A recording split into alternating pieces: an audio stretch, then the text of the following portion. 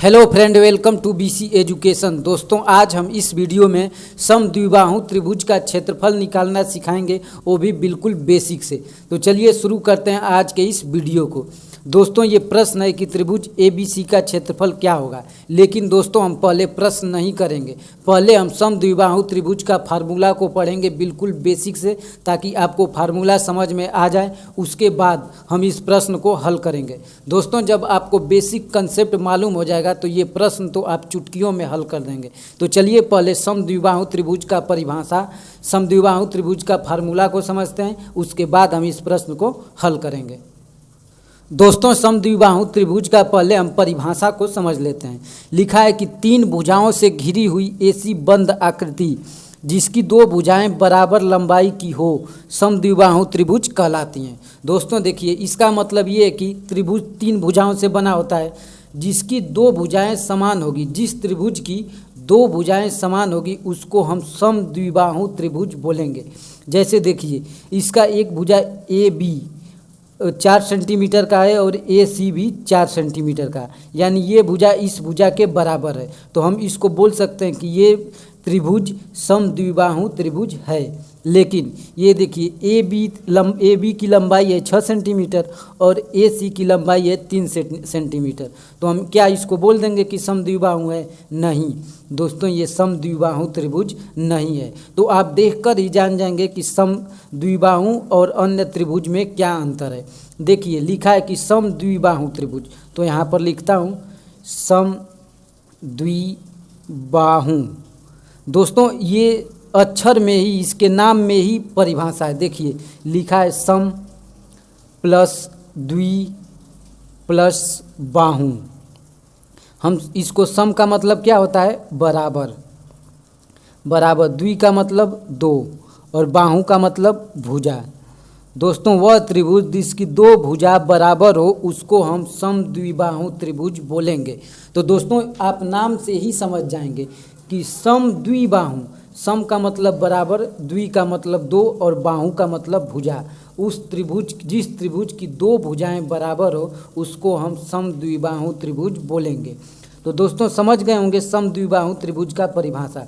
अब चलिए समद्विबाहु त्रिभुज का क्षेत्रफल का हम फार्मूला बताते हैं। तो यहाँ पर लिख लीजिए, यदि आप नोट बना रहे हैं तो उस नोट में लिखिए समद्विबाहु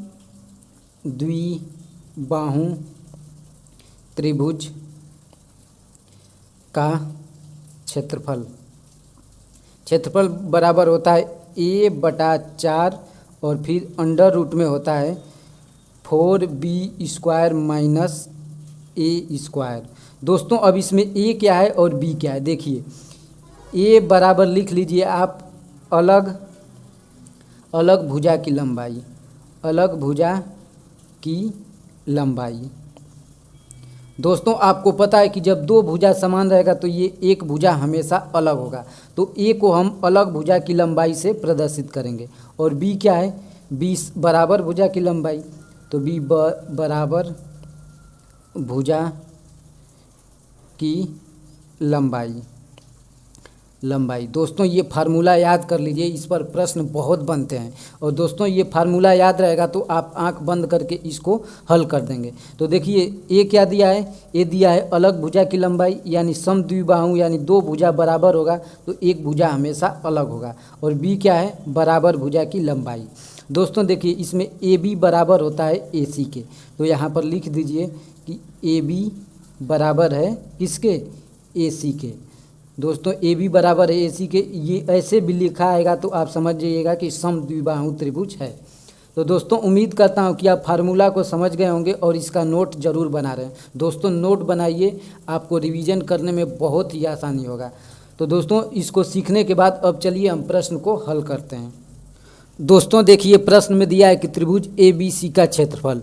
तो आपको इसमें लिखा नहीं है कि समद्विबाहु त्रिभुज या फिर उसका नाम नहीं लिखा है, लेकिन आपको देखकर ही जानना है कि ये त्रिभुज कौन सा है। तो आप देखकर जान जाएंगे कि AB बराबर है AC के। तो आप लिखेंगे यहाँ पर AB बराबर है AC के, अतः समद्विबाहु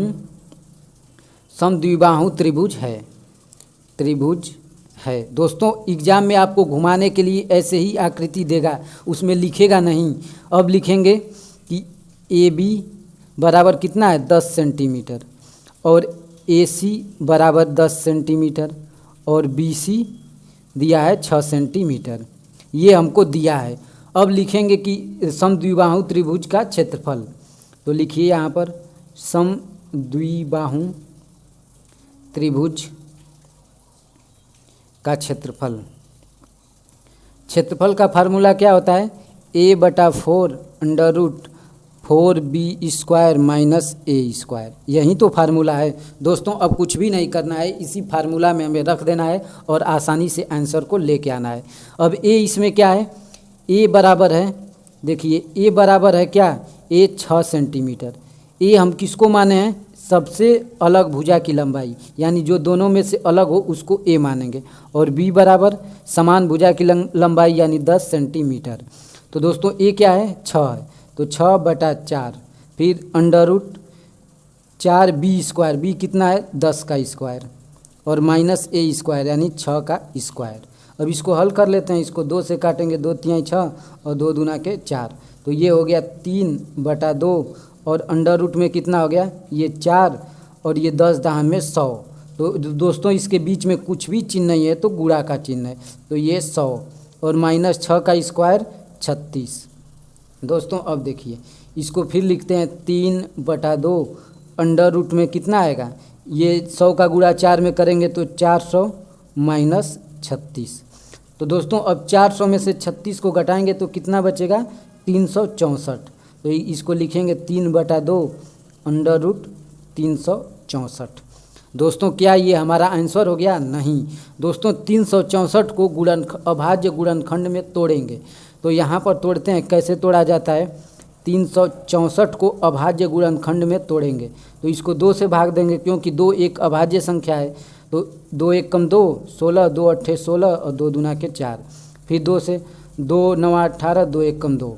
दोस्तों अब ये किससे भाग जाएगा? 7 से जाएगा, तो 7 × 1 = 7 और 7 × 3 = 21 और ये 13 से एक बार।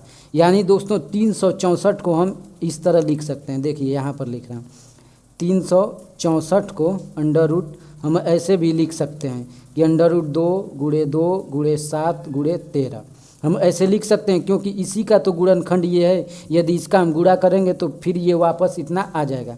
तो देखिए जब भी अंडर रूट हो और अंदर 2 समान संख्या हो तो एक संख्या उसमें से बाहर आ जाती है। तो ये 2 समान संख्या है तो ये 2 बाहर आ जाएगी। अंडर रूट में क्या बचा? 13 × 7 = 91, 91 बचा। यानी दोस्तों हम 364 को हम ऐसे लिख सकते हैं 2 अंडर रूट 91, क्योंकि दोस्तों ये अंडर रूट के अंदर जाएगा तो ये 4 हो जाएगा। तो हम इसको ऐसे भी लिख सकते हैं। तो ये हो गया 3/2। दोस्तों अब यहाँ पर लिखेंगे 2 अंडर रूट 91। अब देखिए यहाँ पर दोस्तों कुछ भी नहीं है तो इसको गुणा मानेंगे, और ये भी यहाँ के बीच में कुछ भी नहीं है तो गुणा मानेंगे। तो 2 से 2 कट गया और बराबर में कितना बचा? 3 अंडर रूट 91, 3 अंडर रूट 91। दोस्तों ये हमारा आंसर हो गया। दोस्तों ये भी आंसर नहीं हो गया। आप यहाँ पर इसके इकाई को, यूनिट को लिखेंगे। यूनिट क्या है? Centimetre square. स्क्वायर आप बोलेंगे क्यों लिख रहे हैं? तो दोस्तों हमसे क्षेत्रफल पूछ रहा है, तो जब भी हमसे क्षेत्रफल पूछे सेंटीमीटर में है तो उसका स्क्वायर करेंगे, यदि मीटर में है तो उसका स्क्वायर करेंगे। तो हमारा आंसर ये हो गया 3 अंडर रूट 91 सेंटीमीटर स्क्वायर। ये हमारा आंसर हो गया। दोस्तों इस प्रश्न को हम बहुत ही आसानी से कर लिए हैं, क्योंकि हम लोग बेसिक फार्मूला हम लोगों को जानकारी था, इसलिए हम लोग कर लिए हैं। तो दोस्तों यदि ये वीडियो अच्छा लगा तो प्लीज़ चैनल को ज़रूर सब्सक्राइब कर लीजिएगा।